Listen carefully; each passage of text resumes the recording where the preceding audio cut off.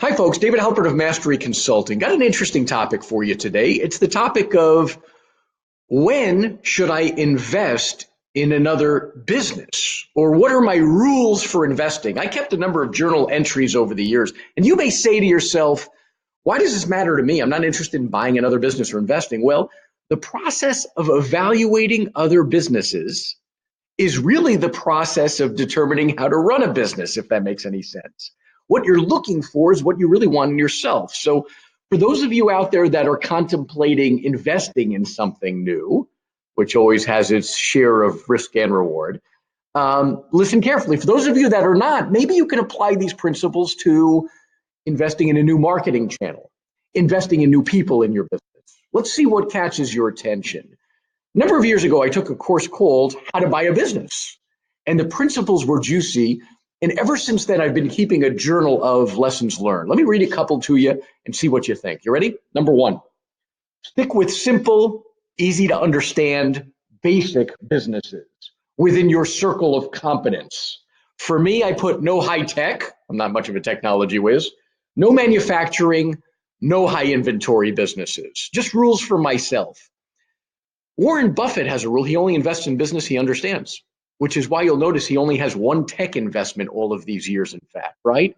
I like the idea of only investing in things you understand. And now apply this to your own business. You want to invest in a new marketing channel, better be something you have a grip on. Rule number two, invest in my own backyard. Geographically, I don't want to go somewhere far away from here. I've seen people invest in real estate in faraway places, and it's been brain damage for them. I've seen people go, and when I mean invest in your own backyard, it could even mean with people that are far away from you, and that can be a tremendous challenge. It could also mean to you just getting outside of your circle of competency. Okay, number three, this is important. Don't use over 20% of your capital for any investment. Now, you can definitely apply this rule to running your own business. Why on earth would you invest more than 20% of your capital in a new marketing channel that's unproven? Why on earth would you have to do things incrementally? Even when it comes to leverage and hiring people, my approach to that, as you may have seen in other videos, is drive revenues through your own sweat equity, add a little bit of leverage. Because you have a little more bandwidth and have more people now, drive revenues further, add a little more leverage. Always do it with a percentage of the revenue you've built. Lead with sales. Number four, don't have partners. I am opposed to having business partners for the following reason, and this is personal. This may not even be business. This may be personal. I believe that in order to succeed in entrepreneurship, you have to understand your own strength, your own identity, your own power. You have to believe in yourself and have self-esteem built to a level which you can't get just from yourself. It has to come from personal growth and outside factors and outside forces. But in order to be a successful entrepreneur, you have to understand your own gifts and authority. And authority does not mean being a jackass. Authority does not mean being a driver dominant that's rude with people. Authority means, listen to the definition of authority. It means you're the author of ideas. You lead, you create, okay? You need to know your own power and strength in order to be able to do that. So why do I mention that? Because by definition, having a partner means you believe that you can't build without others. You're tethered to others. Listen to this quote, see if it catches your attention. I don't need a partner if I can rent you. I know it sounds rough, it sounds a little bit impersonal and awful, but the truth is, why would we give away our profitability to people that are supporting our endeavor? Right?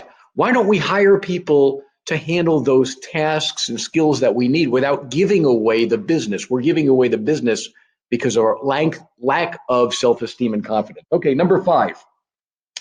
Invest in businesses. If you're going to invest in something else, where you're already involved in something else, in your base endeavor, invest in something that does not require massive personal time.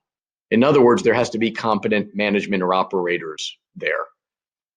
Another one. So if you're going to tackle multiple endeavors, which most people I see do it, fail. In fact, most people I coach fail at multiple endeavors. But you better have a capable operator running number two and number three if you're involved in number one. Okay? Invest for the upside, for growth, and for profits. There's nothing wrong with sacrificing in the short term for long-term gain. You know, you probably heard me use the 18-month rule as an expression. It seems like there's this period of torture, if you will, for business building. The entrepreneurial journey takes about 18 months till you really get hold. It took me about 18 months till I was making enough money in my own coaching and consulting practice to cover the bills without bleeding anymore.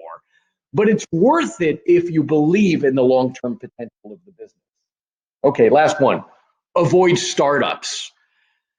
Oh boy, I'm sorry. Avoid startups, and I'm going to give you a second element to this. Avoid turnarounds. I'm going to combine those two.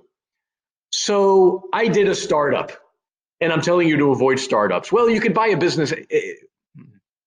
Let's stick to this one. Let's stick to avoid turnarounds for those of you watching this. Startups, the problem with a startup is 90% of businesses fail within the first few years. The statistics are startling. And yet I did it, and I guess I pulled it off. And many of you have done it and pulled it off. You know, the problem with a startup is you got to go through that 18-month period. But I'm going to encourage you to do it anyway. I did it. You did it. It's worth it because when you can build something from scratch, you have a foundation for tremendous growth and tremendous profitability. But let's stick to the avoid turnarounds, if you don't mind. Avoid turnarounds. Business turnarounds are the hardest thing to pull off. They take the most sweat equity, and they can be the least rewarding, not the most rewarding.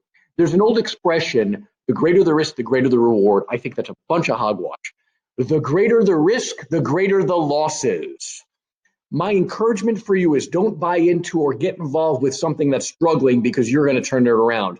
You're better off with a startup. You're better off with, for some of you, acquiring a company that already has a track record of success. My question for you today is not what business you're going to go out and buy. In fact, the people that I'm working with, I'm going to encourage you not to go out and buy any businesses, but rather to build from within your competency. But if you apply any of these principles to your marketing or to your investing in other people, what one lesson did you get today from this video about investing in other endeavors? Hope this was helpful.